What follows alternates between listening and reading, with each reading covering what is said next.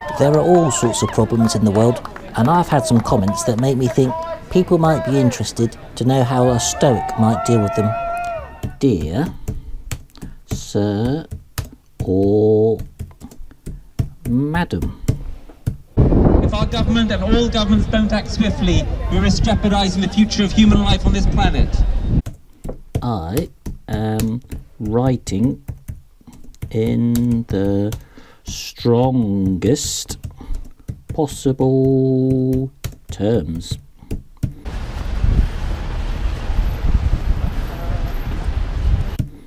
I think I put strongest in bold.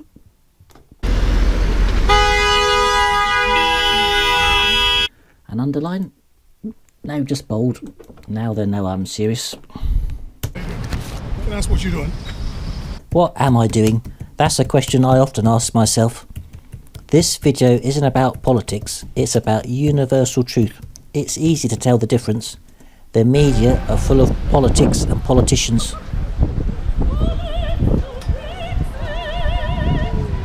The really important people of the world are recorded in stone.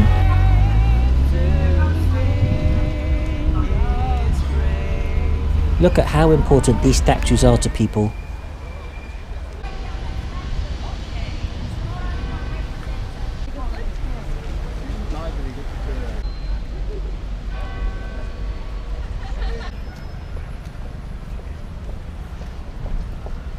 Nelson Mandela dedicated his life to freedom. To a human, freedom is very important. It's a universal truth. No politician can stand up and say freedom is a bad thing.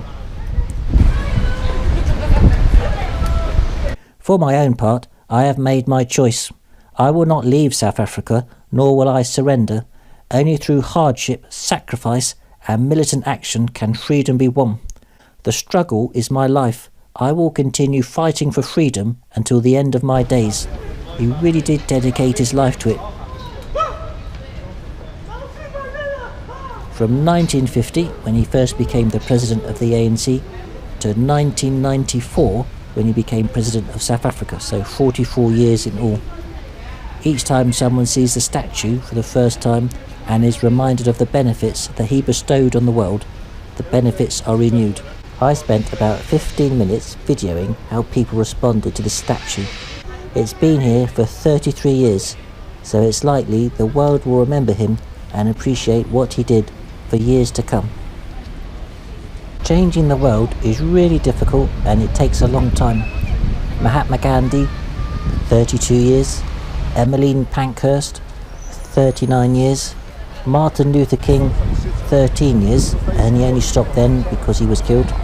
But the prize has to go to Millicent Fawcett, who campaigned for universal suffrage for 60 years. These people spent so long campaigning that you could argue that society changed its values during the time that they were campaigning, and their efforts only had a small impact. For example, the British Empire more or less came to an end after the Second World War. It wasn't just India that gained its independence. Between 1947 and 1968, just about every country in the empire became independent. You could also argue the same for universal suffrage in Britain. 2 Reform Acts gave women the vote. The first, in 1918, gave women over 30 years old who owned a certain amount of property the right to vote. And the second, in 1928, gave all women the same voting rights as men. However, before the 1918 reform, only 60% of men were able to vote. Sacrifices made during the First World War and the rise of socialism were key reasons it was inevitable that Britain would become more democratic. So, a good Stoic knows it's better to accept the world as it is. Trying to change the world is difficult, time-consuming, risky, and you have to engage with the public and risk picking up all the bad habits of the crowd. Since it will probably take you the rest of your life, you need to be ready for a long struggle. It's impossible to be angry for decades. Much better to resolve your troubles by thinking about them. Thinking is the one thing that humans do best.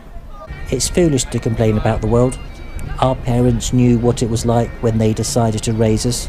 If we have children ourselves, then we too must have accepted the world as it is.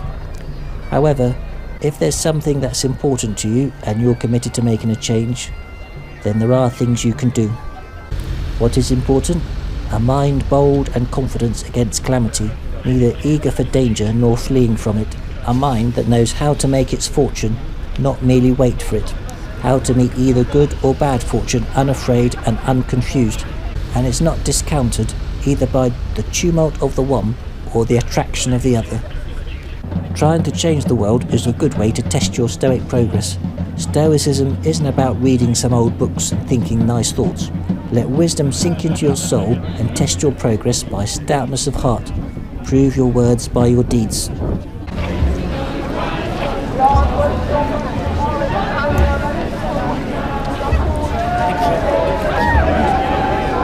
According to Nelson Mandela, it's the oppressor who decides the nature of the struggle.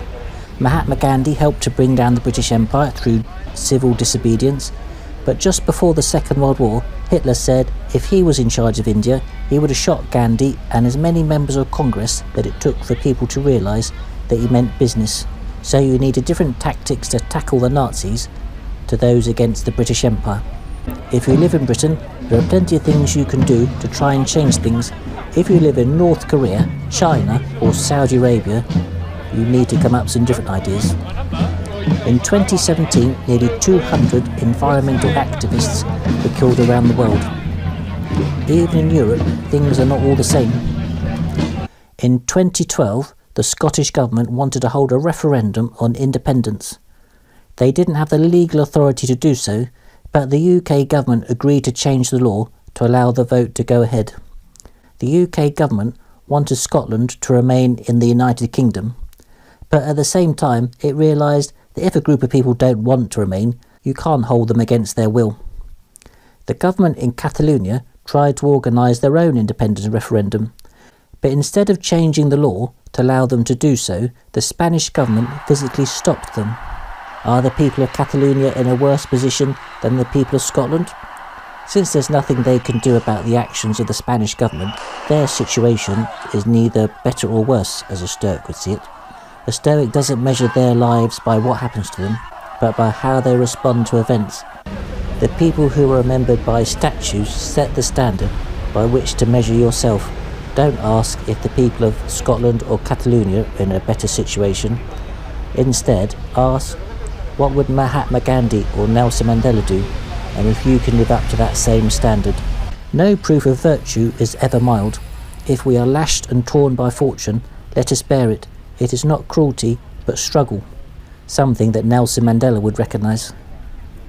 What an individual can do also depends on them and their own nature. For a Stoic, it's very important to live by your own nature. So, understand the world and your place in it. Whatever happens, it's likely to be a struggle. Society does not put up statues to people who've had an easy life. For the past 15 years, I've been trying to reduce my carbon footprint. I've given up my car, I've stopped flying, started to eat only animal protein twice a week, installed solar panels and a much more efficient central heating boiler, and I've insulated the house to a much higher standard.